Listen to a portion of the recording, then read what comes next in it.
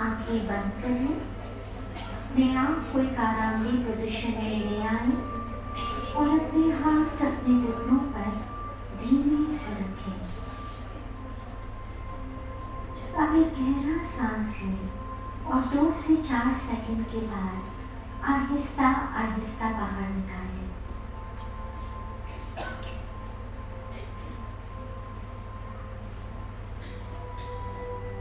किसी भी तनाव, ज़हनी या जिस्मानी, को पिघलने दें जिससे आप दो चार हैं, जिसको आप महसूस कर रहे हैं, क्योंकि आप आहिस्ता आहिस्ता हर सांस के साथ अपने लिए एक आराम की जगह बना रहे हैं। अपने आप को गहरी राहत की हालत में पानी पर बहते हुए महसूस करें। लहरों के उतार चढ़ाव को महसूस करें।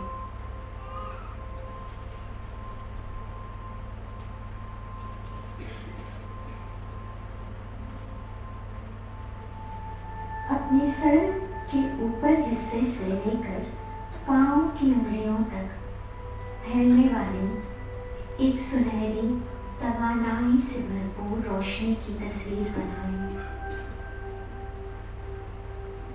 क्योंकि ये रोशनी आपके इर्द गिर्द रहकर आपकी हिफाजत करती है।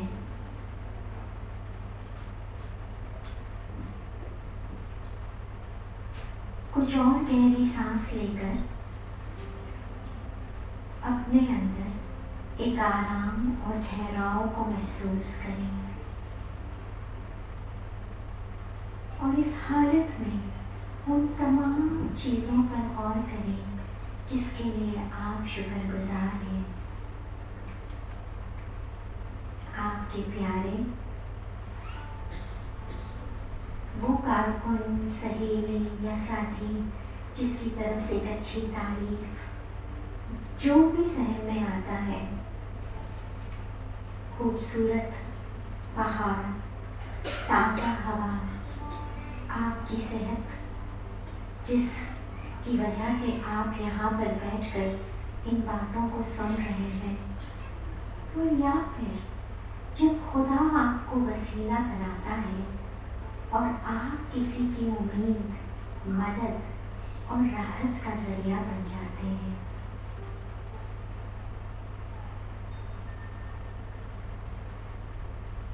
अब अगर कोई मुश्किल और तकलीफ से दो चार है यहाँ पर, तो अपने रब की ताकत को आवाज़ दें और उससे इस मुश्किल की आसान होने की उम्मीद की किरण बांध लें।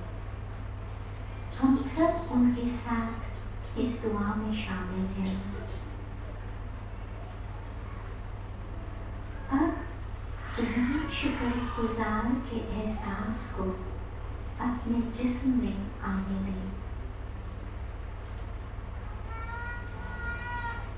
कुछ गहरी सांस लें और इस एहसास को फैलने दें।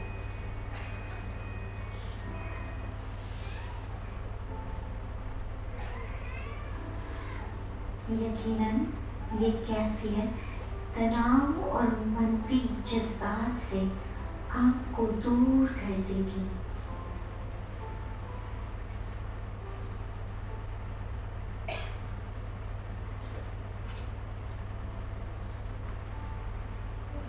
अब सांसों पर दोबारा तवज्जो मरकूज करें और गहरी सांसों के अमल 2 से 4 सेकंड के बाद अंदर रखने के फिर बाहर दें।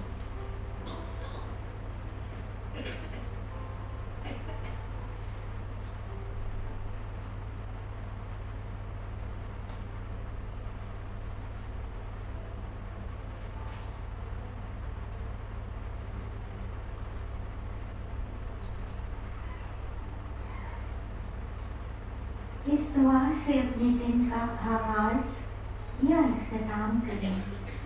मेरे रब, इन बेशुमार नेमतों के लिए शुक्रिया जो तूने मुझको अता की है।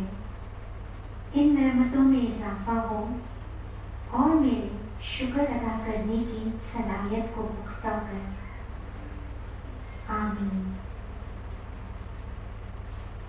अब अपनी उंगलियों को धीरे से हिलाएं और अपनी आंखों को उस हकीकत में खोलें जो आपने अपने लिए नई तवानाई से इस वक्त तख्लीक की है। आइए अपने लिए और दूसरों के लिए सलामती की दुआ करें और इन लम्हात को अपने जीवन की मशेरा बनाएं।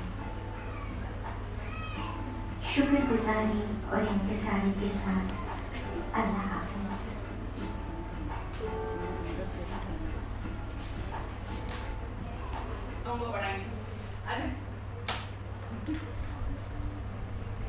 अब मैं रैंडम नाम लिया करूँगी। أعوذ بالله من الشيطان الرجيم بسم الله الرحمن الرحيم اللهم أنفعنا بما علمتنا وعلمنا ما ينفعنا وزدنا علما ए मेरे रब हमें फायदा दे इसके साथ जो तूने हमें सिखाया और हमें सिखा जो हमारे लिए फायदामंद हो और हमारे इल्म में इजाफा फरमा। आमीन। नेक्स्ट अभी केजी की बारी है, ठीक है? तो आप लोग रेडी रहिएगा। वो वीडियो स्टार्ट कर दें। सारे लाइव हमने जहाँ तक वीडियो देखी थी लास्ट, आप हमको याद होंगे, हमने बातें भी की थी उसके ऊपर। तो अब जो हमें स्टार्ट कर स्टार्ट करें। उनसे मिल लेते हैं।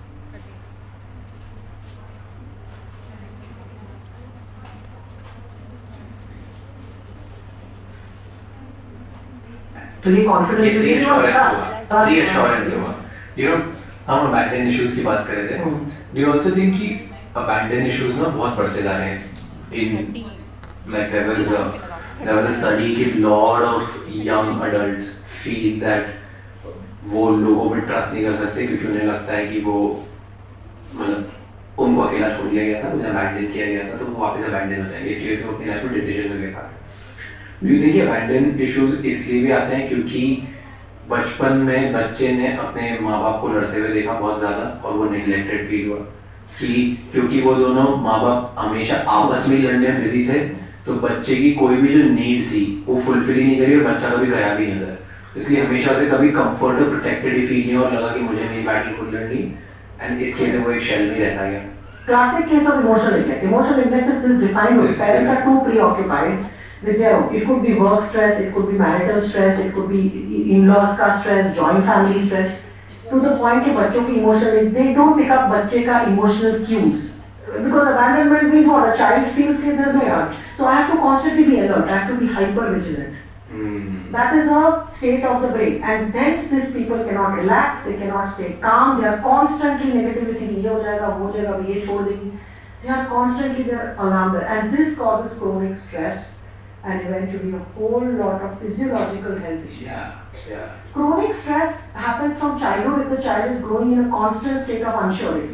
Whether child feels कि मेरा next खाना पता नहीं मिलेगा कि नहीं, मेरा डायपर वेट है तो ड्राई पता नहीं मम्मी कब क्लीन कोई आएगा कि नहीं साफ करने, वहाँ से शुरू हो जाता है stress. And then the brain gets rewired. So the part of the brain that is responsible for staying calm, for being mindful, that is underdeveloped. And the part of brain that is constantly expecting danger, the amygdala, fear center is hyperactivated. So these are the people that are so अच्छा अभी train का देखो accident हो जाएगा, plane गिर जाएगा, या मेरा पार्टनर को बिट्रे कर देगा, मेरा बिजनेस में लॉस हो जाएगा, and they are constantly in that. Yeah, that is वो मैं अनप्रेडिक्टेबल पर्सन की थ्योरी पढ़ रहा था कि यूजुअली लोग एक ऐसे रिलेशनशिप में होते हैं जहाँ पे जो सामने वाला पार्टनर है या वो पेरेंट है या बॉयफ्रेंड है, गर्लफ्रेंड है, हस्बैंड है, वाइफ है, व्हाटएवर, राइट? अगर वो एक अनप्रेडिक्टेबल ह्यूमन होता है जहाँ पे तुम्हें पता नहीं कि वो इंसान तुम्हें आज केयर करने वाला है कि नहीं करने वाला है, तुम्हें प्रोवाइड करने वाला है कि नहीं करने वाला है, तुम्हारे साथ अच्छा फील करेगा कि एंगर रहेगा, तुम्हें पता ही नहीं कि उसकी स्टेट को प्रेडिक्ट कैसे करूँ। You are always anxious, and ये तुम्हें अनप्रेडिक्टेबल पर्सन तुम्हें इतना एंशियस कर देता है कि उसकी वजह से तुम्हारी और ये अनप्रेडिक्टेबल पर्सन अगर मदर है, see today research shows that mother's mental health has a huge impact on the child. Now why will the mother's mental health be like that? Most likely the mother also as a child was brought up with a lot of trauma and abuse. Her brain is rewired to constantly be anxious. Now when the mother is very anxious and very hyper vigilant, she's constantly scared, constantly anxious, constantly on the edge. बच्चा भी stress कर लेता है, वो भी unpredictable बन जाती है, उसके भी एंगर इश्यूज हो जाते हैं because the impulsive brain is now hyper activated. So this is how trauma continues generation after generation. Because parents who carry the burden of childhood trauma, it affects their parenting style. In fact, हमने last month research published किया where we have shown that the ideal parenting style is authoritative parenting. But our research says that all the parents who have high trauma score, they are far from the ideal parenting style. They are not able to be the ideal parents because of their own trauma histories. It makes them volatile, it makes them unpredictable, it makes them either completely shut down. मतलब जो parents बचपन में trauma है ना, they are numbed out. जैसे मैंने वो बंदे का कहा ना कि पट्टा बेड से मारते थे पिताजी, उन्हें कोई फर्क ही नहीं पड़ता है. This कोई फर्क नहीं पड़ता है means numbed out state, freeze state. So if parents are highly volatile or they are in a freeze state, they are disassociated. They are not glued on to the child's emotional needs at all because their own emotional needs are not met or because they are shut down. Now they become parents. Now it affects how they parent their own children. वो tell me कि ये जो सारे issues होते हैं, इन सब issues को देखने के बाद बच्चे बहुत सारे ना attention seeking behavior में भी आ जाते हैं. I've seen कि बहुत लोग कि मम्मी पापा लड़ रहे हैं तो अपना हाथ काट लेंगे ताकि मम्मी पापा उनकी तरफ देखें, और एक बार अटेंशन मिल गया तो बार-बार वो अपने आप को सेल्फ हार्म करते जाएंगे. Right? So self harm के बहुत reasons हैं. Okay, one, there are two parts you're speaking about: attention seeking behavior and self harm. Attention seeking behavior का एक हिस्सा है self harming. That's not the only reason. There are many reasons people self harm. Okay. Attention seeking behaviors are multiple. बच्चा will also do attention seeking by getting into criminal activities, doing drugs, doing all kinds of wrong things because of which parents will give attention but negative attention. See, the body doesn't understand negative positive. हाँ, see. बच्चे criminal activities करेंगे क्योंकि Not consciously. unconsciously जानबूझ के maybe drugs में डांट पड़ती है माँ बाप से, डांट पड़ती है. कुछ गलत चीजें भी माँ बाप से डांट पड़ती है, उन्हें वो डांट चाहिए. हाँ डांट कि मुझे किसी चीज़ से attention मिलता है. attention मिलता है. Correct. Exactly. बच्चे बीमार पड़ते हैं इसकी वजह से. हमारे पास कितने क्लाइंट्स जो बोलते, मैं छोटी थी, मम्मी वर्किंग थी और जब भी मम्मी कभी छुट्टी नहीं लेती थी, बट जब मैं बीमार पड़ी ना एक दिन तो मम्मी ने 2 days छुट्टी लेके मेरे साथ निकाला. उसके बाद पता चला कि ये लड़की हर 6 महीने बीमार ही पड़ती है और जब बीमार पड़ती है मम्मी छुट्टी लेके उसके साथ बैठती है. तो for the mind I need to be sick to get my mom's attention. So बीमार पड़ना, गलत चीजें करना, बहुत ज्यादा मस्ती करना, पेरेंट्स के नाक में दम कर लेना, टैंट्रम्स थ्रो करना, छोटे बच्चे होते हैं जो टैंट्रम्स थ्रो करते हैं, this all attention seeking behaviours. गुस्सा दिखाना, चीजें फेंकना. हम हमेशा पेरेंट्स को बोलते पहले बच्चे के साथ पूरा 100% अटेंशन दो और उसको बोलो कि तुमको क्या चाहिए. Try to find out what is the unmet need why the child is doing this. There is always a reason. There is always a reason. And when it comes to self-harming behaviors, there are many reasons for it. One reason is attention seeking is a very small part of it. Most kids self-harm, and the self-harming is not among kids. It's only among pre-teens and teens. अच्छा. You will not see many adults self-harming. You will see mostly pre-teens and teens self-harming. Okay. And not self-harm. Not all people who self-harm don't commit suicide. That's why people get mixed up. ये self-harming is suicide. Explain in Hindi. ये दोनों अलग चीज़. Self-harming अलग है, suicide अलग है. Self-harming जो करते हैं वो खुद को मार डालना नहीं चाहते. और क्यों करते हैं? एक तो इनके अंदर इतना पेन या गुस्सा है जो वो निकाल नहीं सकते. क्यों? क्योंकि उनको बचपन में दिखाया नहीं गया कि गुस्सा निकाले, या उनको बचपन से दबाया गया कि डोंट एक्सप्रेस इट. तो बहुत बॉटल ऑफ इमोशंस हो जाते हैं. वो कटिंग से उनको रिलीफ मिलती है. कटिंग के बाद उनको. दूसरा, अगर उनको कुछ फीलिंग ही नहीं है बिकॉज वो डिसएसोसिएट नम्ड आउट हो गए because of abuse and trauma, उनको कोई फीलिंग ही नहीं आती. तो जब वो कट करते हैं ना तो दे फील कि I am alive. So these are the 2 main reasons for cutting. One is to feel that you are alive. मैं जिंदा हूं, मुझे फील करना है, पेन फील करना है. दूसरा कि मेरे अंदर इतना भरा है खुद के लिए गुस्सा कि वो गुस्सा निकालेगी या दूसरों के लिए गुस्सा। मेरे पास एक लड़की आई थी, मम्मी पापा इतना लड़ते थे तो शी वाज हेल्पलेस कि मैं कुछ कर नहीं सकती, तो वो बाथरूम में जाके कट करेगी, अपने आप को कट करेगी, तो उसको जो निकालना है सब मम्मी पापा का वो पूरा यहाँ पे। तो ये होता है। तीसरा रीजन आजकल पीयर प्रेशर भी होने लगा है, मतलब यू नो पीयर प्रेशर है। हाँ पीयर प्रेशर ही खुद को हार्म कर हाँ, देखो मैं भी कर रही हूँ, देखो तू भी करके देख। ये आजकल बहुत चीजें पीयर प्रेशर में हो रही है, सो ये पीयर प्रेशर की भी वजह से हो रहा है। You're telling me, and it becomes addicting, ये फिर उसकी आदत पड़ जाती है। you're telling me कि मेरे सारे दोस्त अपने आप को काट रहे हैं तो मेरे को प्रेशर है कि मैं भी अपने आप को काटूंगी, बहुत कॉमन होते जा रहा है। हाँ कॉमन होते जा रहा है, ये वेस्ट में कॉमन था, अभी इंडिया में भी हो रहा है। But not everybody does it. You already have a back, मतलब I कौन get it. guy के जो already messed up है, जिसको already ये issues है, तो हाँ यार मतलब अच्छा लग रहा है। ऐसा लग रहा है मैं कहीं प्रेशर नहीं कर रहा है, ऊपर की सिटी, ऊपर की हाँ मतलब मैं बिलोंग नहीं करता हूँ, देखो अभी मैं भी, तो और फिर belonging group में और फिर उससे attention मिलती है, right? इंडिया में एक बहुत कॉमन सेइंग है कि अगर कुछ भी होता है कपल्स के बीच में, हाँ कि हस्बैंड वाइफ की बन नहीं रही है, झगड़ा हो रहा है, खुश नहीं है, दिन भर झगड़ते रहते हैं, कोई पार्टनर चीट कर लेता है, प्यार ज़्यादा नहीं हो पा रहा है, सेक्सुअली कंपैटिबल नहीं है, कंपैटिबल ओवरऑल एक दूसरे की तरफ अटैचमेंट ही नहीं है, हाँ। कुछ भी 50 प्रॉब्लम चल रही है मैरिज में, हाँ उन्हें बोलते हैं बच्चा कर लो सब ठीक हो जाए। This happens, right? yes Yeah, और बोलते हैं बच्चा कर लो सब ठीक हो जाएगा, बच्चा कर लो सब ठीक हो जाएगा। Do you think that's a It is absolutely wrong कि बच्चा करने से इनफैक्ट अभी 3 दुखी लोग होते हैं। ये सब बच्चा कोई भी मैरिटल प्रॉब्लम सॉल्व नहीं करता है। इनफैक्ट बच्चा आता है तो मैरिज में स्ट्रेस बढ़ता है, बिकॉज बच्चे की जो रिक्वायरमेंट्स लेनी पड़ती है, रात को जागना पड़ता है, पेरेंटल रिस्पॉन्सिबिलिटीज बढ़ जाती है, तो जो कपल में ऑलरेडी स्ट्रेस है, बच्चा आने से वो ज़्यादा स्ट्रेस बढ़ता है। बच्चा आने से कभी प्रॉब्लम नहीं सॉल्व होता है।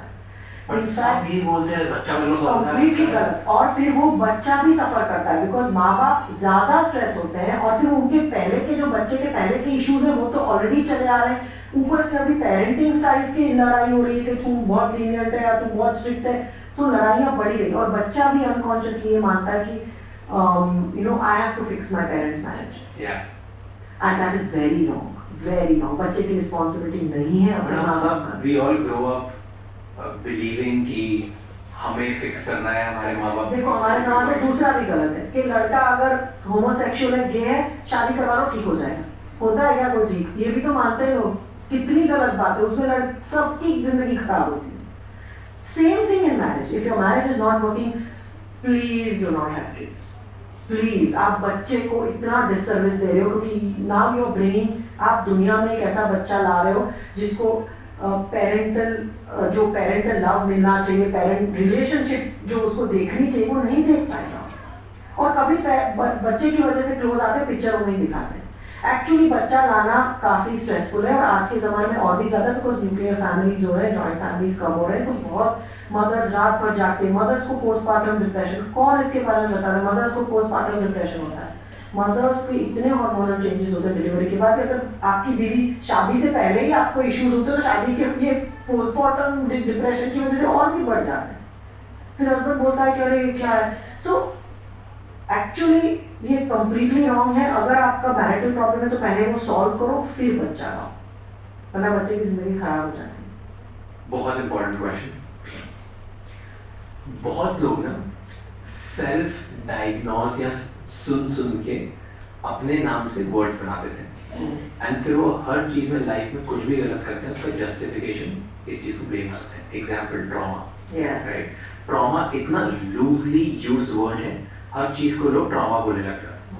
मे बी वो किसी चीज से सैड हुए, मे बी किसी चीज से उन्हें गुस्सा आया, मे बी कोई चीज उन्हें भुलाई नहीं जा रही, पर इन सबको अलग नहीं ट्रॉमा है, राइट? ये अलग अलग चीजें हो सकती है। 100%। बट व्हाट हैपेंस कि वो रिलेशनशिप में, और वो रिलेशनशिप में लड़ाई करेंगे, लड़ाई करके झगड़े में कुछ बोल दिया, एंड देन फिर इनसे उन्हें सॉरी मेरा वो ट्रॉमा ट्रिगर हो जाता है ना, तो मैं वो करता हूँ। सो उन लोगों ने सबने अपनी लाइफ में एक पपेट मास्टर बना दिया।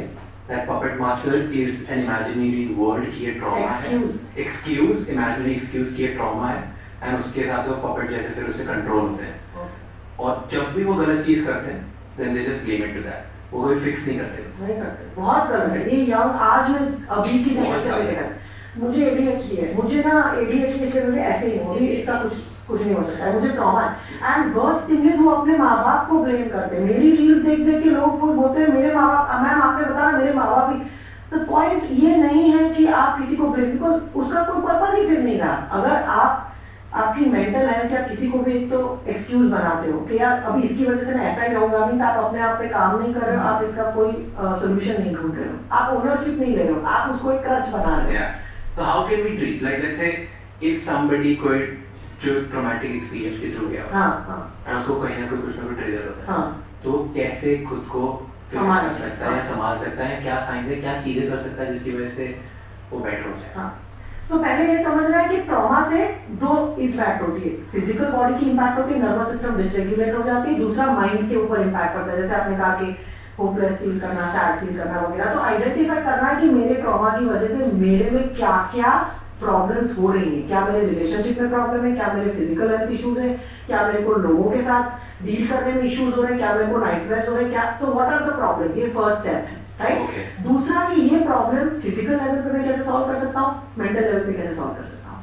फिजिकल लेवल पे जैसे मैंने सिंपल चीज बोली कि ट्रॉमा जिसको होता है उसकी नर्वस सिस्टम डिसरेगुलेट हो जाती है। Nervous system is autonomic nervous system. इसकी साइन क्या है, हार्ट रेट बढ़ना, मसल्स टेंस रहना, सांस फूलना, राइट, जो एंजाइटी पैनिक की साइन होती है। आप सिंपल डीप ब्रीदिंग टेक्निक करो, आप प्राणायाम करो, आप चैंटिंग करो, आप गाइडेड रिलैक्सेशन करो जिसकी बहुत फिट होती है। आप ये 1 महीना करोगे ना तो फिजिकल लेवल पे आपकी नर्वस सिस्टम जो हाइपर एक्टिव हुई है ट्रॉमा की वजह से वो रेगुलेट होना शुरू हो जाएगी। और इसके बहुत टेक्निक है, इवन सिंपल हमिंग, हमने 3 या 4 पेपर्स इसी पे पब्लिश किए कि आप अगर दिन में 10 मिनट हमिंग करते हो कैसा, तो उससे भी आपका ब्लड प्रेशर कम होने लगता है, आपका वायलेंस कम हो रहा है।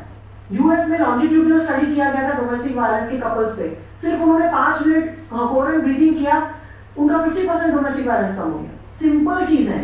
तो फिजिकल लेवल पे आप ये चीजें कर सकते हो कि किससे आपकी नर्वस सिस्टम फाइट और फ्लाइट में से रेस्ट और डाइजेस्ट में आना शुरू हो जाए, जिससे आपका हार्ट रेट स्लो हो रहा है, आपका ब्रीदिंग स्लो हो रहा है, आपके मसल्स रिलैक्स हो रहे हैं। ये आप दिन में 20 मिनट आपके बॉडी को ट्रेन करते रहना है, 1 2 3 हफ्ते में वो चेंज होना शुरू हो जाएगा। मसल मेमोरीज हम इसको बोलते हैं, जैसे हम गाड़ी सीखते हैं। सेकेंड, माइंड लेवल पे, माइंड लेवल पे आपकी कौन सी बिलीफ सिस्टम्स हैं जो गलत है कि यार किसी पे विश्वास ही नहीं कर सकते, या शादियों में तो वायलेंस ही होता है, या ये तो ऐसा ही है, लड़कियां ऐसी होती है। आपकी कौन सी बिलीफ सिस्टम्स हैं जिसकी वजह से आज आपकी लाइफ में तकलीफ आ रही, वो बिलीफ सिस्टम्स को हम कैसे रिवर्स कर दें, राइट। तीसरा, आपकी कौन सी इमोशंस हैं जो आप मैनेज नहीं कर पा रहे हो, जैसे अनकंट्रोलेबल एंगर है, डिप्रेशन है, सैडनेस है, हेल्पलेसनेस है, होपलेसनेस है, लोनलीनेस है। इसके बारे में आप फिजिकल लेवल पे क्या करते हो और इमोशनल लेवल पे। तो इमोशनल लेवल पे बहुत टेक्निक्स हैं जो आप इंटरनेट से सीख सकते हो, वर्कशॉप से सीखते हो, जिससे आपकी इमोशनल लेवल पे काम हो जाए। तो अभी मैं योगिक पर्सपेक्टिव से बोलूँगी, पंच कोश अगर है तो फिजिकल बॉडी पे काम करो, अन्नमय कोश पे, प्राणमय कोश पे काम करो, your breath and your energy, go out in nature, listen to music, eat healthy food, lifestyle choices करो। मनोमय कोश पे काम करो, विच इज योर माइंड, आपके कौन से थॉट्स हैं, कौन से प्रोग्राम देखूंगी मैं जिससे मेरे थॉट्स अच्छे रहेंगे, राइट। और फिर आगे प्राणमय, विज्ञानमय कोश, आनंदमय कोश। So what I am saying is you can't just work on one thing. आप ये नहीं सोचोगे कि मैं जिम जाऊंगा, फिट हो जाऊंगा तो मेंटली वो हो जाए। आप ये भी नहीं कह सकते मैं थॉट्स अच्छे रखूंगा तो मैं फिट होगा। आपको हर एक लेवल पे काम करना है, पर ये खुद कर सकते हैं, सबको थेरेपी की जरूरत नहीं है। Good question. साइकियाट्रिस्ट के पास कब जाना चाहिए और साइकोलॉजिस्ट के पास कब जाना चाहिए? बहुत कॉमन क्वेश्चन। हाँ, तो देखिए साइकियाट्रिस्ट है जो मेडिकल पढ़ाई करे हुए हैं and they know the pharmacology. मतलब साइकियाट्रिस्ट वो बंदा है जो मेडिकल स्कूल में गया है और वो आपके प्रॉब्लम के लिए दवाई देगा। साइकोलॉजिस्ट वो है जो थियोरी ऑफ मेंटल हेल्थ के जो डिजीज है उसकी थ्योरी पढ़ा है और वो आपका असेसमेंट करेगा कि आपको क्या इश्यूज हैं, कि आपके बिहेवियर के हिसाब से आपको एंजाइटी है, डिप्रेशन है, आपको स्किज़ोफ्रेनिया है, बाइपोलर है, वो असेसमेंट करेगा। आज के टाइम में इंडिया में साइकोलॉजिस्ट बहुत कम है जो असेसमेंट के बाद आपको ट्रीटमेंट कर सकते हैं। ज्यादातर साइकोलॉजिस्ट आपको असेसमेंट करके बोलेंगे आप साइकियाट्रिस्ट के पास जाओ जो आपको दवाई देगा। ये मॉडल वेस्ट में बहुत चला है, पर वेस्ट में फिर भी कोई मेंटल हेल्थ में फर्क नहीं आया है। मॉडल होना चाहिए इन बिटवीन। अभी रिसर्च ये कहता है कि साइकोथेरेपी जो इन बिटवीन है, मतलब एक तरफ साइकोलॉजिस्ट हैं जो आपका असेसमेंट देंगे कि आपको ये इशू है, एक तरफ ये लोग हैं जो मेडिकेट करते हैं। आंसर कहीं इन बिटवीन है, जो हम साइकोथेरेपी कहते हैं, जिसमें आता है इनर चाइल्ड इंटीग्रेशन वर्क, जिसमें आता है ट्रॉमा इन्फॉर्म्ड केयर, जो आपकी बॉडी मेमोरीज और न्यूरो साइंस और वो सब साइंसेस को लेके आपको इंटरवेंशन देगा। तो अगर आपको रिलेशनशिप इशू कोई भी प्रॉब्लम है तो साइकोलॉजिस्ट के पास जरूर जाना चाहिए। साइकियाट्रिस्ट के पास तब जाना चाहिए मेरे हिसाब से जब वो प्रॉब्लम सीवियर हो। जब तक नहीं हो तब तक नहीं है। मतलब अगर साइकोलॉजिस्ट बोलेगा कि ठीक है साइकियाट्रिस्ट के पास जाओ, आपका प्रॉब्लम सीवियर है, तो हम ये मानते हैं कि अगर बहुत सीवियर केसेस हैं जहाँ पे डेंजर टू लाइफ है, बंदा बहुत ही डिसफंक्शन हो गया, थेरेपी के लिए भी नहीं आ सकता है, तो उसको हम साइकियाट्रिस्ट के पास जरूर भेजते हैं। फिर मेडिसिन से लाइक मेडिकल साइंस में क्या होता है, आप हर चीज़ के लिए तो सर्जरी नहीं करते हो ना। क्या बोलेंगे, योगा करो, लाइफस्टाइल बदलो, खाना पीना बदलो, एक्सरसाइज करो, फिर अगर प्रॉब्लम लगे तो आप दवाइयाँ। Same thing in mental health. और अनफॉर्चुनेटली साइकियाट्रिस्ट का यही है कि आजकल इंडिया में साइकियाट्रिस्ट पर 1 लाख पीपल, साइकियाट्रिस्ट का जो नंबर्स है इतना कम है इंडिया में कि उनके पास टाइम नहीं है। उनकी ओपीडी में 50 लोग बैठे हैं, तो साइकियाट्रिस्ट के पास आप जाओगे तो आपकी इतनी हिस्ट्री वो नहीं ले पाते हैं, आपको 10 मिनट देंगे, उसमें वो मेडिसिन प्रिस्क्राइब करेंगे, अगली बार जाओगे बोलोगे बहुत इससे हेडेक हो रहा है तो दूसरी बदल देंगे। This is the problem. I have nothing against psychiatrist, are very much needed, but not all problems need medications. आज साइकियाट्रिस्ट आपको बोलेगा कि आपको डिप्रेशन है क्योंकि आपके सेरोटोनिन कम है, इम्बैलेंस है सेरोटोनिन का, तो वो आपको सेरोटोनिन देंगे। अभी रिसर्च ये कहता है कि सेरोटोनिन और डिप्रेशन का कोई लेना देना ही नहीं है। हाँ, आपको ट्रॉमा है, आपको हेलुसिनेशंस हो रहे हैं बिकॉज ऑफ ट्रॉमा। पीटीएसडी जो है उसका टिपिकल साइन है पीटीएसडी को पोस्ट ट्रॉमेटिक स्ट्रेस डिसऑर्डर। मतलब आप अगर लाइफ में कोई ऐसे बहुत गहरे तनाव वाले इंसिडेंट से पास हुए हैं तो वो उसका फ्लैशबैक आता है। मतलब आपको जैसे आपने सपोज मर्डर देखा किसी का, समझो, हाँ, तो वो मर्डर की इमेजेस आपको 10-15 साल बाद भी आती रहती है और फिर हर बार आपको लगेगा कि कुछ होगा कुछ होगा, constant state of anxiety, constant state of stress, उसको पीटीएसडी बोलते हैं। अभी पीटीएसडी के लिए ये लोग साइकियाट्रिस्ट बेंजोडाइज़ेपाम देते हैं, which are medicines to calm you down. Research ये कहता है कि ट्रॉमा के लिए बेंजोडाइज़ेपाम इफेक्टिव, बहुत ही कम इफेक्टिव है और उसके साइड इफेक्ट्स ज्यादा है वर्सेस इट्स बेनिफिट्स। तो ट्रॉमा के बारे में इंडिया में आज समझ बहुत इन्फेंट, इंडिया छोड़ो ग्लोबली ही समझ बहुत ही अलग अलग है। कोई बोलता है ऐसा है, ग्लोबली पीटीएसडी और कॉम्प्लेक्स पीटीएसडी में भी लोगों की समझ नहीं। कॉम्प्लेक्स पीटीएसडी मतलब क्या, आज ट्रॉमा क्या होता है कि आपको एक चीज आपने देखी और उसको लाइफ टाइम इम्पैक्ट किया, वो पीटीएसडी है। कॉम्प्लेक्स ट्रॉमा क्या है कि आपको हर रोज ट्रॉमा हो रहा है और आपको अभी वो एक इवेंट की वजह से नहीं, जैसे आपको हर रोज मार पड़ती है घर पे, आपके हर रोज आप डोमेस्टिक वायलेंस देखते हो, आपको हर रोज बुली किया जाता है, आपको हर रोज समझो आपको 2 साल सेक्सुअल अब्यूज हुआ है, तो इसकी वजह से आपका जो ब्रेन चेंज होता है, आपका सेल्फ एस्टीम चेंज होता है, कॉन्फिडेंस बदल जाता है, आपकी फंक्शनैलिटी इफेक्ट हो जाती है। ये CPTSD बोलते हैं, कॉम्प्लेक्स ट्रॉमा, कॉम्प्लेक्स पीटीएसडी। और कॉम्प्लेक्स ट्रॉमा के जो साइंस है वो काफी सिमिलर है बॉर्डरलाइन पर्सनालिटी डिसऑर्डर से, ADHD से, तो इनका मिसडायग्नोसिस बहुत होता है। लोग बोलेंगे हाँ आपके ऐसे सिम्टम्स हैं, आपको बॉर्डरलाइन पर्सनालिटी डिसऑर्डर है। अगर वो आपकी पूरी लाइफ स्टोरी 2 घंटा बैठ के समझेंगे तो और उनको समझ आएगा, तो पता चलेगा कॉम्प्लेक्स पीटीएसडी। कॉम्प्लेक्स पीटीएसडी वो होता है जिससे आपकी फंक्शनैलिटी इफेक्ट हो जाती है, जो हमने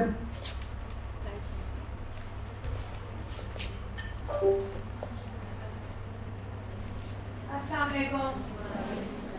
जाग रहे हैं?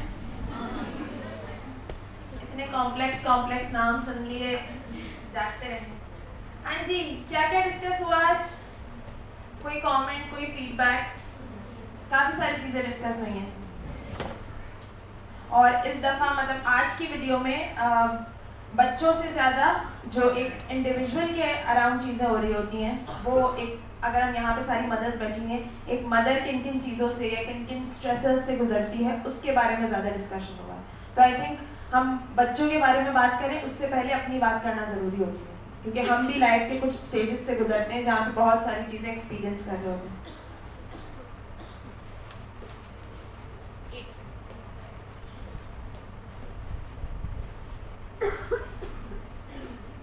वीडियो में ये दिखाया गया कि जब हस्बैंड वाइफ में कोई प्रॉब्लम है तो बच्चा करना, हाँ, और ये हमारे यहाँ भी बहुत ज़्यादा कॉमन है। हमारे यहाँ एक चीज़ बहुत ज़्यादा कॉमन है कि एक रिश्ता जब बन जाता है ना तो उसको सस्टेन करने के लिए रीजंस दिए जाते हैं। सबसे पहला जो उन्होंने बोला कि बच्चा कर लो तो सब ठीक हो जाएगा, और तो उस मेन इशू में या उस टाइम पे सबसे ज़्यादा नीड ये होती है कि वो दो इंडिविजुअल्स अपना रिश्ता स्ट्रॉन्ग करें, अपना बॉन्ड स्ट्रॉन्ग करें। बट उसके बीच में ये एक सजेशन आता है कि बच्चे की वजह से लाइफ तब्दील हो जाती है, मे बी आपकी रिस्पॉन्सिबिलिटीज़ बढ़ जाती हैं, दूसरे की तरफ वो डिमांड्स नहीं रहती, तो फिर आप जो है वो एक समझ लें एक डाइवर्ट करने वाली चीज़ है ना, माइंड को डाइवर्ट कर दिया। जो पहले हस्बैंड वाइफ थे अब वो पेरेंट्स बन के सोचेंगे, तो ये एक सजेशन आता है, बट ये सही नहीं है। जब जो दो इंडिविजुअल एक दूसरे के साथ सही नहीं रह पा रहे तो वो पेरेंटिंग कैसे करें? ठीक है,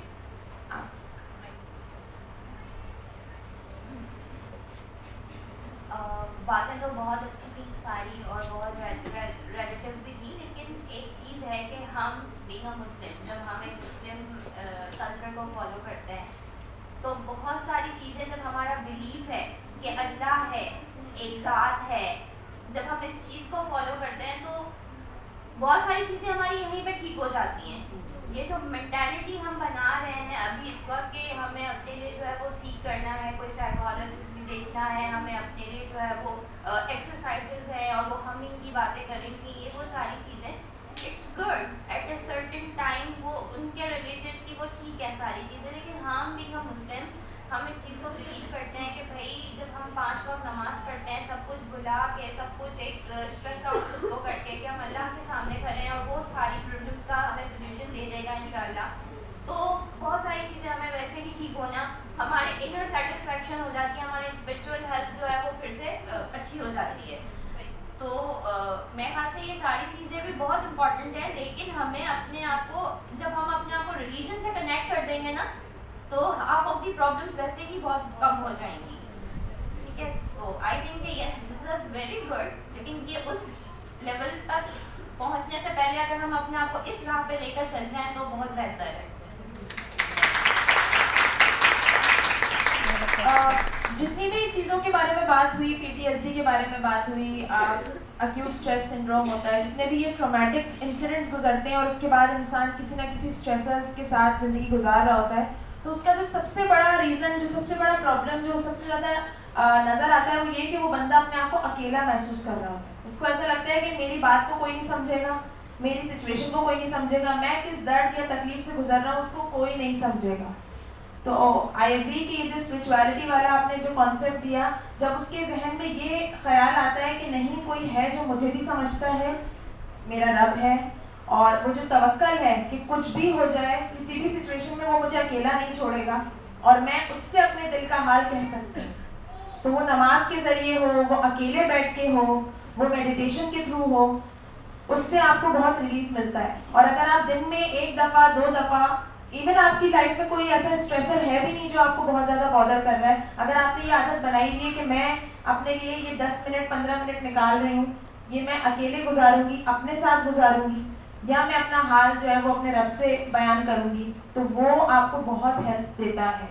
इवन जो छोटी छोटी चीज़ें होती हैं उसके अंदर भी, तभी कहते हैं आपसे यहाँ पे ये आपका जो डे स्टार्ट होता है वो मेडिटेशन से स्टार्ट होता है, गाइडेड मेडिटेशन से स्टार्ट होता है। आई नो एकदम से एक ग्रुप के अंदर उस पर फोकस करना बहुत मुश्किल होता है, बहुत सारे लोगों के बीच में उस पर फोकस करना बहुत मुश्किल होता है, बट आपको ये प्रैक्टिस करवाने का मकसद ही यही है कि आप अपने लिए वो 5 से 10 मिनट निकालें। अब वो यहाँ पे भी हो सकते हैं, वो घर पे भी हो सकते हैं। जब आपको इसकी आदत होगी तो जब भी कोई स्ट्रेसर खुदा ना खास्ता आपकी लाइफ में आएगा तो आप अपने आप से कनेक्टेड होंगे, आपको अपने बारे में पता होगा, तो ये प्रैक्टिस जो है वो आपको बहुत हेल्प करती है। मेरे पास क्वेश्चन है, 2 क्वेश्चन है। एक तो ये कि आप ये कह रही हैं ना कि वो उन्होंने कहा स्पिरिचुअलिटी, और ये अमूमन आप जब इस फेज में पहुंचते हैं ना तो आपको लगता है कि कोई कुछ नहीं कर सकता, आप जितनी नमाज पढ़ लें, आप जितना कुछ भी कर लें, आप मेडिटेशन भी कर लें, जब आप यहाँ ट्रिगर है ना तो मजाल है जो कोई चीज़ आपको यहाँ टच कर जाए, तो ये नामुमकिन सी बात लगती है मुझे कि इंसान का ईमान ही पहले कमज़ोर हो जाता है उस वक्त, वो कहता है कुछ हो ही नहीं सकता, और वो चीज़ें और ख़राब होती जाती है तो उसको लगता है अब तो लगता है अल्लाह भी मेरी मदद नहीं कर रहा है, तो वो तो कर ही नहीं रहा है कुछ भी मेरे लिए, तो उससे नेगेटिव इम्पैक्ट और बढ़ जाता है। फिर इसमें एंजाइटी इस लेवल पर पहुंच जाती है बंदे की कि वो वही सेम हार्म करना स्टार्ट कर देता है कि वो कहीं तो निकालेगा ना अपना, या तो वो किसी बंदे को हार्म करता है या तो खुद को हार्म करता है। ठीक है, दूसरा ये कि सबसे बड़ी चीज़, दूसरी मेरा सवाल आपसे, जब जनरेशन वाला ट्रॉमा होता है ना, पीछे से आ रहा हो और वो ट्रॉमा को ब्रेक करना हो, I think it's quite difficult. ये जो है आपकी, यूँ समझो कि आपके जिस्म के हर पोर में एक आपका ट्रॉमा फंसा हुआ है और उसको निकाल के और एकदम चेंज लाना ना लाइफ में, ये तो नामुमकिन सी बात है। अब अगर आप हस्बैंड आपके अच्छे हैं, आपकी लाइफ बिल्कुल सेट चल रही है, बट कोई एक भी रीज़न अगर आपकी लाइफ में आ जाता है, एक छोटा मामूली, वो इतना ट्रिगर करता है आपकी लाइफ को, इतना ट्रिगर करता है कि आपकी अच्छी गुजरती हुई ज़िंदगी में जहर लगने लगती है, क्योंकि वो मसला हल नहीं हो रहा।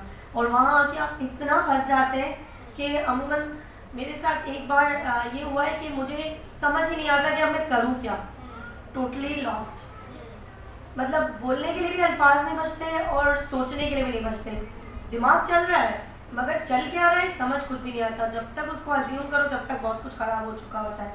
तो वहाँ आके ना उस मोमेंट पे एनालाइज करना बहुत डिफ़िकल्ट है, और आप जब एनालाइज कर लेते हैं उसके बाद जो सिनेरियो होते हैं ना, उनको समेट कर और दोबारा जगह पे लाना, मुझे लगता है कि जैसे एक जंग लड़ने के बराबर है। और जब आपका अपना ट्रॉमा दोबारा एक बार खड़ा हो जाए ना, तो आप जैसे बच्चों को हम हिट करते हैं या फिर बच्चों के ऊपर शाउट करते हैं, एक आपने नॉर्मली रूटीन रखी हुई है, उससे एकदम बच्चे जो है ना बिल्कुल डिस्टर्ब हो जाते हैं कि ये क्या हो गया, ये तो कभी हुआ ही नहीं, ये अचानक क्या हुआ। उसको जो रोकने का जो मसला है ना, वो सबसे मुश्किल है।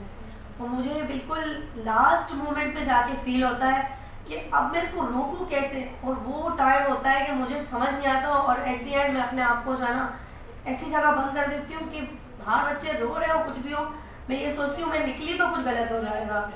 ये मोमेंट जो था ना, वो जनरेशन तोड़ने वाला, वो सबसे मुश्किल है। जनरेशनल ट्रॉमा एक बहुत बड़ा रीज़न है बिगाड़ पैदा करने का। क्या वजह है कि चीज़ें जैसी होती हैं वैसी रिपीट होती चली जाती हैं। बहुत कम ऐसे लोग होते हैं जो उस साइकिल को तोड़ पाते हैं। वो भी उसके लिए भी बहुत ज़रूरी है कि उनको सपोर्टिव एनवायरनमेंट मिले, क्योंकि हर इंसान के दिल में एक सोच तो ज़रूर होती है ना कि मेरे साथ ही ये क्यों हो रहा, मैंने क्या गलत किया था, नाइंसाफ़ी मेरे साथ क्यों। और जाहिर है सवाल भी बिल्कुल ठीक है, क्योंकि हर इंसान का एटलीस्ट ये हक तो होता है कि उसको प्यार मिले, मोहब्बत मिले, अटेंशन मिले। और अगर वो चीज़ लैक करता है, और फिर दूसरा ये कि आपका कंपैरिजन भी बहुत ज़्यादा होता है ना, आप अपने आसपास लोगों को ज़िंदगी गुजारते हुए देख रहे होते हो, आपको दिख रहा होता है कि वो खुश है, अपनी फैमिली में खुश है, अपने हस्बैंड के साथ खुश है, तो मैं क्यों खुश रहते हुए भी एक सिचुएशन में खुश नहीं हूँ। क्योंकि पास्ट के कुछ एक्सपीरियंसेस ऐसे हैं जो आज भी मुझे उसी तरीके से बॉदर करते हैं। पास्ट के कुछ एक्सपीरियंसेस ऐसे हैं जो आज भी मुझे उसी तरीके से तकलीफ देते हैं, और वो कभी कभी हम आइडेंटिफाई भी नहीं कर पाते। अपने ट्रिगर्स आइडेंटिफाई करने के लिए भी बहुत एक समझ में हिम्मत चाहिए। किसी सिचुएशन में आते हैं तब पता चलता है कि ये चीज़ मुझे बहुत ज़्यादा बॉदर कर रही थी। किसी का ऊंचा बोलना मुझे अचानक से बहुत ज़्यादा गुस्सा दिलाने लगा, मुझे नहीं पता क्यों, क्योंकि पास्ट में कुछ मेरे साथ ऐसा हुआ है कि जिसकी वजह से ये मेरा ट्रिगर है। बहुत तेज़ बोलना या बहुत चिल्ला के बोलना सामने वाले का मुझे बहुत ज़्यादा अफेक्ट कर रहा है, ये मेरा ट्रिगर है। तो अपने ट्रिगर्स भी पहचानना बहुत मुश्किल है। जैसे आपने एक बात की ना कि हम उस स्टेज पे पहुंच जाते हैं जहाँ पे हमें ऐसा लगता है कि अब हम यहाँ से हट जाएं वरना बहुत कुछ गलत हो जाएगा। ये यही वजह है क्योंकि हमने अपनी इवैल्यूएशन ही नहीं की होती। हमें यही नहीं पता होता कि हम किस पॉइंट पे जाके बहुत ज़्यादा ट्रिगर्ड हो जाएंगे। फिर वो बच्चों की छोटी छोटी हरकतें हमें बहुत बॉदर करने लगती हैं। उनका खिलौने जोर से फेंकना या खिलौनों के साथ शोर मचाना हमें बहुत ज़्यादा बॉदर करने लगता है। हालांकि वो तो अपनी स्पेस में खेल रहे हैं, उनका तो मस्ती चल रही है, उनकी तो मजाक चल रहा है, बट वो हमें बहुत परेशान कर रहा है। इसकी वजह यही है कि हमने कभी भी अपने आप को इस तरीके से जाना ही नहीं, अपने आप को हम उस तरीके से समझते ही नहीं। तो एज अ पेरेंट बन के सोचना और एज एन इंडिविजुअल बन के सोचना मेरे ख्याल से ज़्यादा बेहतर है कि पहले एज एन इंडिविजुअल बन के सोचें। आप एक माँ हैं, उससे पहले आप एक इंसान हैं, एक इंडिविजुअल है।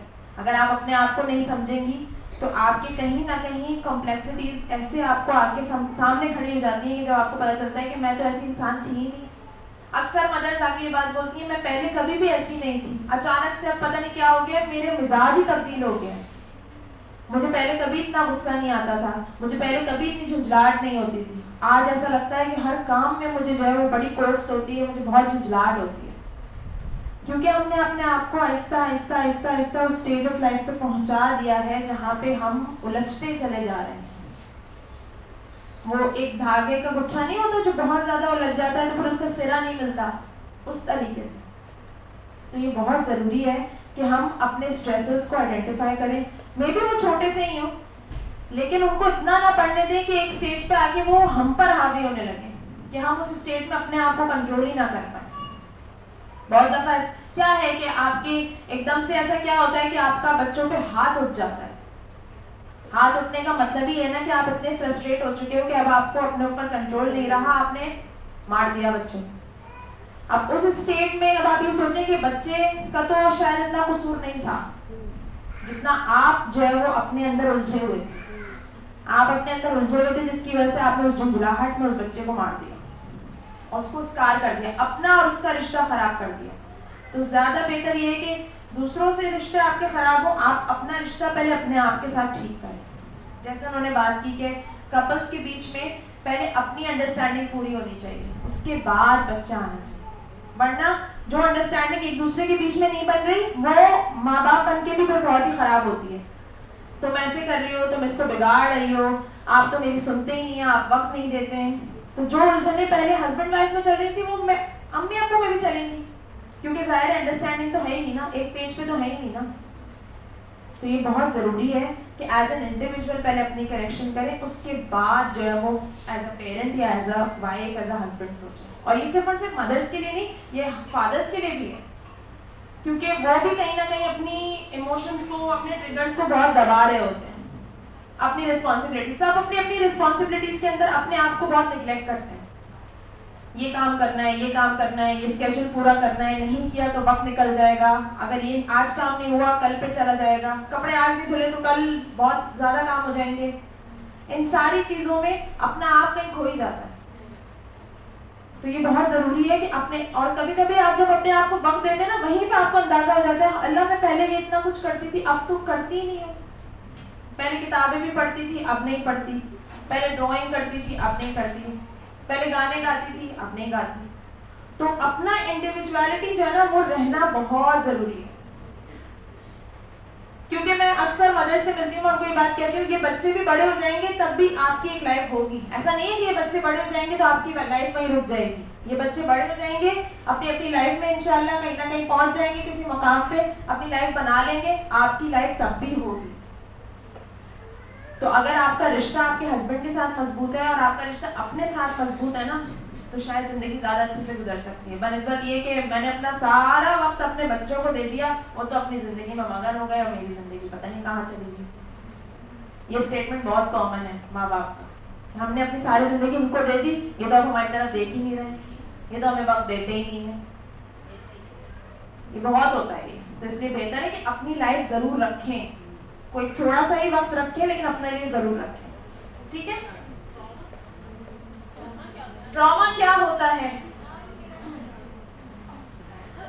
एक चीज उन्होंने इसमें वीडियो में बड़ी कॉमन बोली थी कि हम छोटी छोटी चीजों को बहुत ज्यादा ट्रॉमा रेफर करने लगते हैं। इसके बारे में हमने शायद लास्ट वीक बात भी की थी कि हमारी जिंदगी का हर हादसा ट्रॉमा बन जाता है, हर इंसिडेंट ट्रॉमा बन जाता है। ट्रॉमा सदमा है और सदमे का मतलब है कि कोई ऐसा हादसा या कोई ऐसा इंसिडेंट आपकी जिंदगी में जो गुजरा हो जिसका इम्पैक्ट आपकी जिंदगी में रहा हो, और वो इस तरह रहता है कि उस वक्त तो नहीं लगता कि वो इम्पैक्ट आपके ऊपर है, but with passage of time आपको वो इम्पैक्ट नजर आता है। जैसे फॉर इंस्टेंस आपके किसी करीबी की डेथ हो गई, अब उस वक्त आपकी उम्र इतनी नहीं थी, आप उस वक्त बच्चे थे, तो उस वक्त आपने थोड़ा बहुत रोया, आपने फैमिली को देखा, ठीक है। बट फिर आप जैसे जैसे बड़े हो रहे हैं आपको ऐसा लग रहा है कि अब आपने जो है ना वो अकेले घर से बाहर निकलना बंद कर दिया, क्योंकि उस टाइम में, जिस टाइम में वो डेथ हुई थी, आपने उस गम को प्रोसेस नहीं किया। आपको उस गम के बारे में किसी ने बताया नहीं कि भाई अब ये चीज हो गई है, अब इसके बाद जो है वो जिंदगी चलेगी। मैं आपको लिटरली बताऊं, मैंने अपने आसपास में ही लोगों से सुना है कि एक डेथ हो गई थी, हमने उस वक्त ये सोचा कि हाँ ये डेथ हो गई है, ये एक हादसा हो गया हमारे साथ, हमारी ज़िंदगी चलती रही। आज भी हम उस हादसे के बारे में बात करते हैं तो कांपने लगते हैं। ट्रॉमा है, ट्रॉमा प्रोसेस नहीं हुआ। अक्सर लोग किसी हादसे में रोना बंद करते हैं या कुछ बोलते नहीं है, सत्ते में हो जाते हैं, बिल्कुल शौक लगता है उनको, और फिर उसके बाद आहिस्ता आहिस्ता आहिस्ता आहिस्ता अपनी नॉर्मल रूटीन में वापस आ जाते हैं। लेकिन अगर उन्होंने उस गम को प्रोसेस नहीं किया, वो ट्रॉमा की तरह उनकी लाइफ में नजर आएगा। कोई चोट, बचपन में कोई चोट लगी है, कोई ऐसी खतरनाक इंसिडेंट, एक्सीडेंट हो गया है, या आपने देख भी लिया है। आजकल तो ये भी बहुत ज्यादा है, हम सोशल मीडिया के थ्रू हर तरह के इंसिडेंट्स हमारे सामने हैं। कोई सेंसर्ड चीजें नहीं होती, कोई बॉम्ब ब्लास्ट हो रहा है उसकी तस्वीरें फौरन आ जाती हैं, कोई मर्डर हो रहा है उसकी सारी डिटेल्स सोशल मीडिया पे आ जाती हैं। तो हम तो समझ लें डे टू डे जो है वो ट्रॉमा हमारे बिल्कुल आंखों के सामने है। अब आपने बोला कि नहीं मैंने देखा, मुझे कोई फर्क नहीं पड़ता, मैंने देख लिया, मैं बहुत नॉर्मल हूँ। कभी तो आपकी जिंदगी में एकदम से वो पॉप करेगा, जैसे मैसेज पॉप नहीं होते, इसी तरीके से थॉट्स पॉप करेगा कि मैंने कुछ देखा था और अब वो मुझे जो है वो बॉदर कर रहा है बहुत ज्यादा।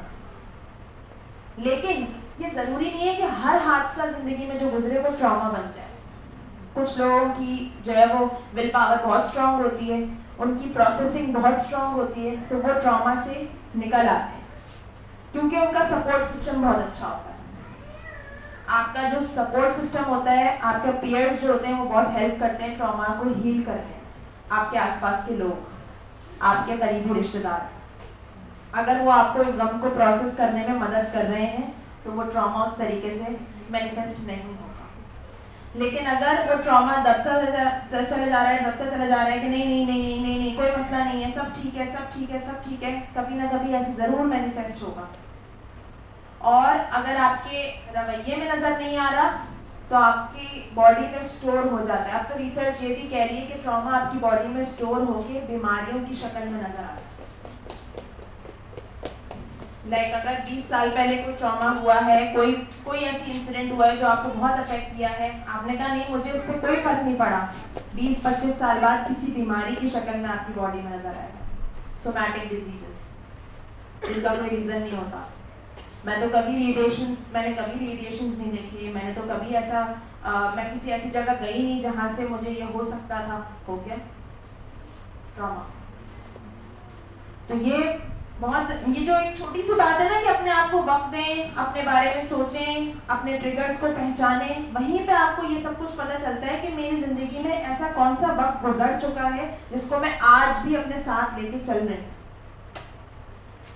ऐसे बहुत से इंसिडेंट्स होते हैं जो आप आज भी अपने साथ लेके चल रहे होते हैं, उनको गुजरे हुए 20-20, 25-25 साल गुजर चुके हैं, आज भी आपको उसी तरीके से, वो कहते हैं ना जख्म हरा है, उनके बारे में बात करेंगे तो वो बात नहीं हो पाती क्योंकि ट्रॉमा है।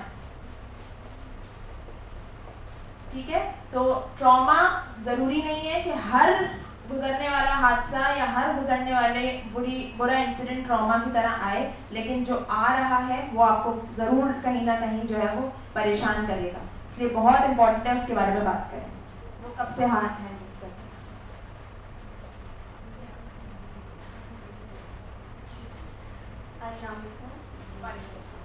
जैसे क्या ट्रॉमा की बात कर रही थी, तो वो कह रही थी कि सर्टन चीज़ हो गई थी मेरे साथ 2 साल पहले हुआ था। मैंने समझिए 3 साल पहले घर खरीदा था और फिर 1 साल बाद मुझे सुनने में आया कि बिल्डिंग सेल हो गई। तो मैंने 10 मतलब थोड़ा किस्से करके मतलब घर लिया था। तो जब 1 साल बाद मुझे सुनने को मिला ना कि ये बिल्डिंग गिर जाएगी और मतलब जो हाथ में देंगे वो आपको लेना पड़ेगा, तो मतलब मैं तो ऐसा हो गई थी कि मैं बैठे रोना शुरू कर दी थी। तो उस टाइम रमज़ान का टाइम था और मेरा जो मैं एज ए टेलर हूँ तो मेरे पास काम भी काफ़ी था, तो मतलब मैं सिलाई करते हुए रोना शुरू कर देती थी। मतलब तरह से मेरे साथ ये हो चुका है और आस्ते आस्ते एक घर करके खाली होता गया। और जैसे एक घर खाली होता था ना तो सामान जा रहा होता था, मैं गैलरी से देख रही होती थी कि भाई अच्छा ये लोग भी जा रहे हैं, मुझे कब मिलेगा घर, मतलब मेरा ऐसा हुआ कि मुझे उस टाइम पे घर मिला जब मेरे ऊपर वाली छत पे हथौड़े चल रहे थे। तो अब भी जैसे अब जहाँ मैं शिफ्ट हो गई हूँ अल्हम्दुलिल्लाह, मुझे घर मिल गया, मैं बहुत स्ट्रगल के बाद पहुँच गई अपने, अब मुझे अल्हम्दुलिल्लाह अपना घर मेरा मिल गया है। अब जैसे घर के ऊपर कोई काम करवा रहा होता है ना, तो ऐसा लग रहा होता है कि वही चीज़ जैसे ना मैं वहीं पर हूँ और वहीं हथौड़े चल रहे हैं और मेरी ना हार्ट बीट इतनी तेज़ हो जाती है और मुझे उनको कॉल करके पूछना पड़ता है कि कहाँ ये काम हो रहा है, बराबर मेरी बिल्डिंग में हो रहा है या यहाँ हो रहा है। तो मतलब ये चीज़ मेरे लिए ऐसी है कि जब भी कुछ ऐसा होता है ना तो मैं बहुत डर जाती हूँ। तो अभी जैसे आप बात कर रही थी ना तो मेरी हार्ट बीट बहुत तेज़ हो गई। यही है। Thank you so much for sharing. इन्होंने जैसे एक चीज़ बोली ना कि हथौड़े चलते हैं तो उससे ट्रॉमा इंसिडेंट्स जो है ना वो आपके कुछ वाक़यात को कनेक्ट कर लेता है। जैसे इन्होंने एक बात बोली कि हथौड़े चलते हैं तो मेरी हार्ट बीट तेज हो जाती है, क्योंकि इन्होंने उसको कनेक्ट किया हुआ है उस हादसे से जो इनकी ज़िंदगी में गुजरा, जिसने इनको बहुत ज़्यादा इफ़ेक्ट किया। इसी तरीके से कुछ लोग जो है वो तेज़ आवाज़ों से या बहुत तेज़ रोशनी से डरने लगते हैं, तो हम एकदम से वो नहीं पहचान पाते कि अचानक से इसको क्या हुआ, सिर्फ तेज़ आवाज़ ही तो है, सिर्फ तेज़ रोशनी ही तो है। या ये बहुत कॉमन है एम्बुलेंस की आवाज़, कुछ लोग एम्बुलेंस की आवाज़ सुन के एकदम कांप जाते हैं, तो वो होता है कि हाँ ये एम्बुलेंस की आवाज़ से शायद डरता है या परेशान। आपको नहीं पता कि वो एम्बुलेंस की आवाज़ उसके किस इंसिडेंट से जुड़ी हुई है, उसको क्यों बॉदर कर रही है। मे बी वो एम्बुलेंस की आवाज़ उसके किसी ऐसे हादसे से गुजरी हुई है, किसी ऐसे प्यारे से अटैच है वो इंसिडेंट्स कि आप पहचान ही नहीं पा रहे हैं। तो बहुत सारे ऐसी चीज़ें होती हैं जो कनेक्टेड होती हैं आपके पास्ट एक्सपीरियंसेस से और फिर वो आपको इस तरीके से ट्रिगर करने लगती हैं। बट ये बहुत ज़रूरी है कि आप जो है वो उनके बारे में बात करें और उनको, इंसान को जो है ना अपने आप को थोड़ा सा बहलाना भी पड़ता है ये कह के कि वो वक्त गुजर गया और उस वक्त से अब हम गुजर चुके हैं। अब हम जिस स्टेट में हैं और अपने आप को अगर हम कंपेयर करें उस पुराने स्टेट से, तो हम आज बहुत बेहतर हालत में अल्हम्दुलिल्लाह। ग्रैटिट्यूड आपको बहुत हेल्प करता है, शुक्र आपको बहुत हेल्प करता है इस चीज़ में, क्योंकि आप अगर अपने आप को कंपेयर करो ना कि मैं अगर आज उस वक्त से अपने आप को कंपेयर करूँ, मैं कितनी परेशान थी, मैं कितनी बेचैन थी, मैं कितनी मुश्किल में थी उस वक्त में और आज कितनी बेहतर हूँ, तो शायद ये मेरी एक बहुत बड़ी प्रोग्रेस है कि मैंने वक्त के साथ साथ अपने आप को संभाला है, मैंने वक्त के साथ साथ अपने आप को हील किया है। और अगर आप बॉदर हो रहे हैं किसी वजह से तो उसके बारे में बात ज़रूर करें। यहाँ पे किसी ने हैंड रेज़ किया। आपने अभी जो सॉल्यूशन दिया ना, मेरे क्वेश्चन का आंसर ही उसमें आ गया। दरअसल बस मैं ये कहना चाह रही थी कि आपने कहा ना कि ट्रॉमा को प्रोसेस करें, क्योंकि हमारा जिस तरह से सोसाइटी है और जिस तरह से हमारे नॉर्म्स बन गए, बिलीफ सिस्टम बन गए, फॉर एग्जांपल हम किसी की डेथ पे भी जाते हैं तो हमें सिखाया ही नहीं गया, और जैसे हमारे पेरेंट्स और फिर हम भी यही तरीके, मगर अल्हम्दुलिल्लाह अब तो इतनी अवेयरनेस आ गई है तो हमें ना वो भी नहीं होता कि हम किस तरह से अल्फाज अदा करें। हम बाकायदा उसको बार बार याद दिलाते हैं कि कैसे हुई थी, किस तरह हुई थी, अच्छा अब तुम क्या करोगी, अच्छा नहीं भी हो ना तो फिर हम जज कर लेते हैं, यार इसकी तो इतना सगा बनाई तो रो भी नहीं रही थी, तो कैसी है, मतलब हम इस माइंडसेट के वो करते हैं, क्योंकि हमने यही देखा है और सब इस तरह से। तो मैं कही थी कि आपने सपोर्ट सिस्टम की बात की ना, most of the time support system सबकी लाइफ में नहीं होता, कोई भी होता है, तो आप इस तरह की कोई इस तरह की सॉल्यूशन हो जिससे बंदा अकेले अपने आप को वो प्रोसेस करे, क्योंकि ये बहुत ज़रूरी है, एज अ मदर्स भी बहुत ज़रूरी है और एज अ ह्यूमन बीइंग भी बहुत ज़रूरी है। अगर हम अभी से अपने ट्रॉमास को या कोई भी इंसिडेंट को प्रोसेस करेंगे तो वही चीज़ें हमारे बच्चे भी देखेंगे कि मेरी मम्मा ने इस तरह से प्रोसेस किया था, और हम उन्हें बता भी सकेंगे किस तरह से प्रोसेस होती है।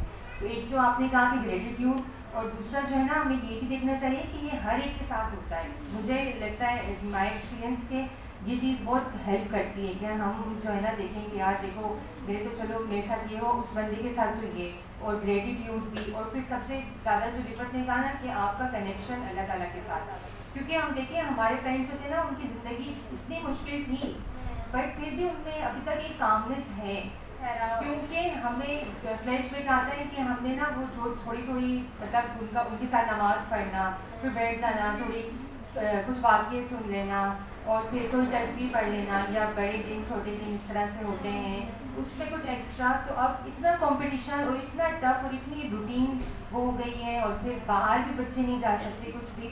तो एज अ मदर्स ना बहुत ज़्यादा हमारी ये लाइफ मुश्किल है और फिर एट द एंड कुछ भी करके बच्चों का ही निकलता है। तो मैं ये कहती हूँ कि एक तो ट्रॉमा प्रोसेस करने का तरीका बताएं और दूसरा अपना बिलीफ सिस्टम कि भाई जो भी है अल्लाह ताला के हमारे और वो हैं वो संभाल लेंगे।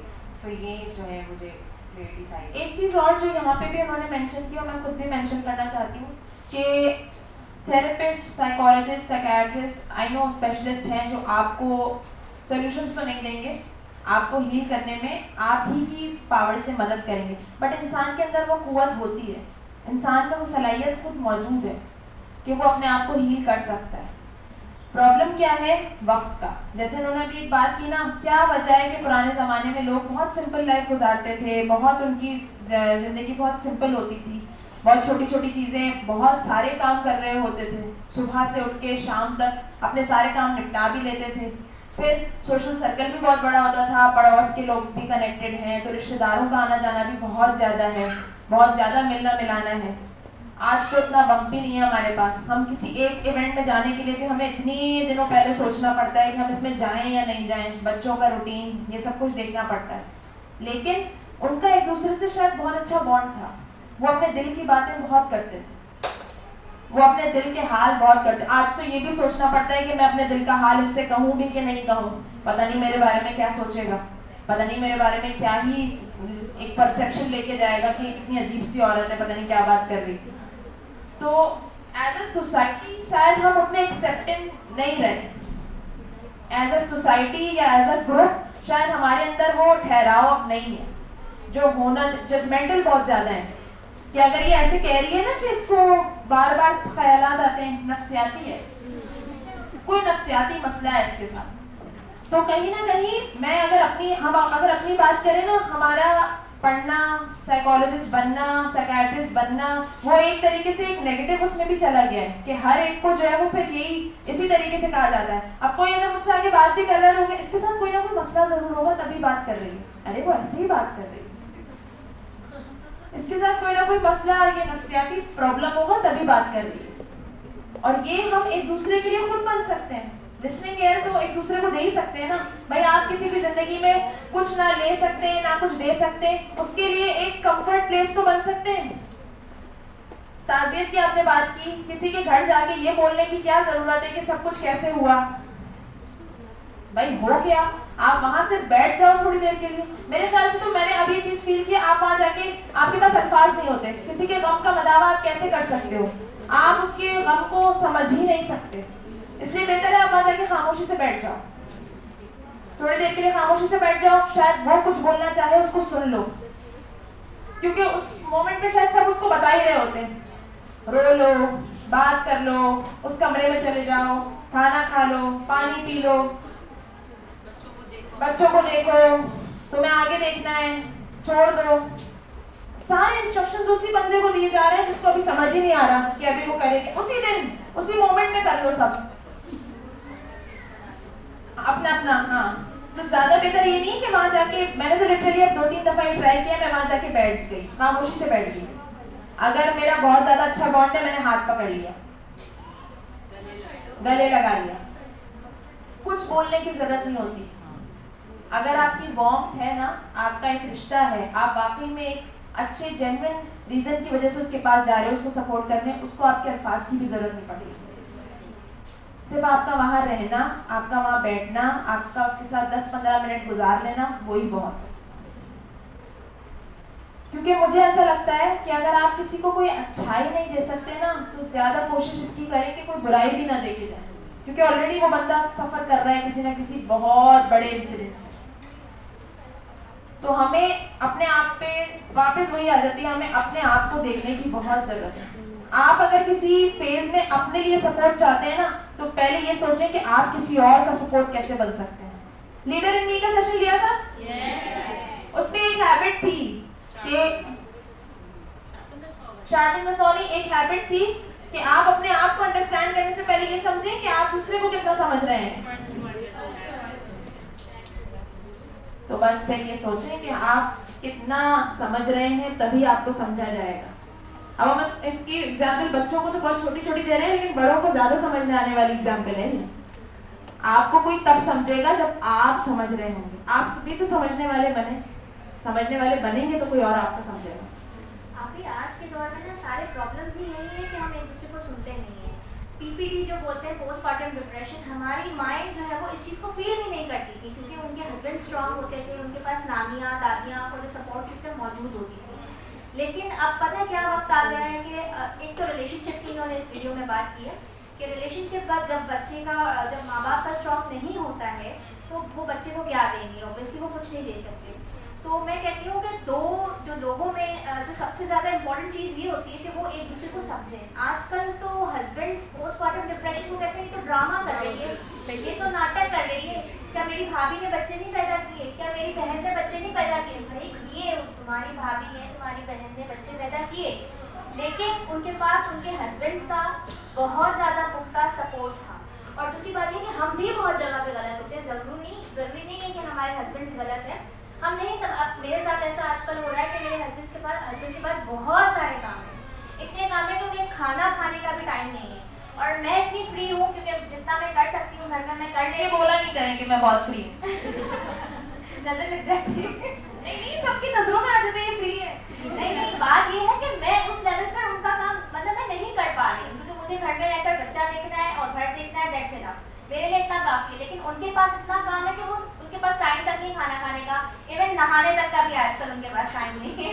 वो इतना बिजी चल रहा है। तो मैं कहती हूँ कि इस फेज पे ना एक दूसरे को समझना चाहिए। हमें सबसे ज़्यादा हमें यही करना चाहिए कि यार मैं आजकल यही करने की कोशिश कर रही हूँ कि जो काम मैं घर में कर सकती हूँ ना, आप वो मुझे बताएं, मैं वो करती हूँ। जैसे एक चूल्हा लगाना है, फिटिंग करनी है, तो हम स्क्रू ड्राइवर तो यूज़ कर सकते हैं, तो हम वो कर लेते हैं। तो उनका 10 मिनट का भी जो है ना वो एक रिलीफ हो जाता है। चलो यार सिलेंडर भरवाना है, कोई बात नहीं, मैं आज जाकर भरवा। तो एक दूसरे के लिए ना हमें सपोर्ट सिस्टम बहुत ज़्यादा स्ट्रॉन्ग करना पड़ेगा। यही बात है। और दूसरी बात, आसिया ने कहा था कि नहीं निकल पाते हैं, तो जिस पर गुजरती है वो सिर्फ वही जानता है। लेकिन मैं ये कहूँगी कि आपने भी यही कहा कि ग्रेटिट्यूड होता है ना, कि जो वो कल वक्त था वो आज नहीं है, और आज जो वक्त है वो बहुत बेहतर है अल्हम्दुलिल्लाह, कल से बहुत ज़्यादा बेहतर है। तो बस उसी चीज़ को बंदा अपने ऊपर रख ले तो हमें थोड़ा सा इत्मीनान आ जाता है कि यार वो वक्त तो गुजर गया ना, तो अब मैं क्यों कर रही हूँ ऐसा। तो ये है कि अपने आप से रिश्ता स्ट्रॉन्ग करने वाली बात है वाली। लेकिन सबसे ज़्यादा मेन चीज़ ये है कि हम एक दूसरे को समझने की भरपूर कोशिश करें। सपोर्ट सबसे ज़्यादा इम्पोर्टेंट है। और जो बैगेज की बात की वो बहुत ज़्यादा ज़रूरी है। ये देखें कि जो गुजर गया है वक्त, वो उससे आज बहुत बेहतर है। ग्रैटिट्यूड आपको बहुत हिम्मत देता है, बहुत। और अपने आप को इस चीज़ के लिए रेडी भी रखें कि और मज़ीद स्ट्रेसेस आ सकते हैं लाइफ में। तो जब मैं उस वक्त से आगे गुजर रही हूँ तो मैं आगे भी गुजर सकती हूँ। वो ये कहते हैं ना